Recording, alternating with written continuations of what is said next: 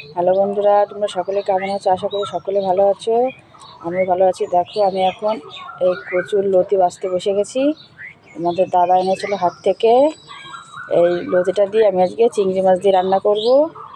তাই লতিটা সকালবেলা এই যে বাছতে বসে গেছি।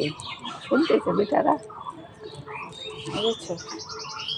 দেখো, তোমাদেরকে দেখাবো রান্না করে, ঠিক আছে? দেখো, আমার রান্নাবান্না সব কিছু হয়ে গেছে। আমি তো সকালে তোমাদের দেখালাম না, কচুর বইটা বেছে নিতে। এরকম কচুর বইটা রান্না করেছি একদম কোনো মশলা ছাড়া, মানে রসুন একটু পেঁয়াজ দিয়ে আমি আগে কচুর বইটা ভাপিয়ে ফেলে দিয়ে তারপরে রান্না করেছি। এর ভিতরে এখন জল দিয়ে আমি চিংড়ি মাছটা দিয়ে দেবো। আর আমাদের সকালে আজকে রান্না হয়েছে, দেখো, গরমের সময় তো আম ডাল, আর এখানে আলু আর পটল লবণ মাখিয়ে রেখেছি, এটা ভাজবো। আর কচুর লতি রান্না করবো, আর আমার ভাতটা উপর দেওয়া হয়ে গেছে।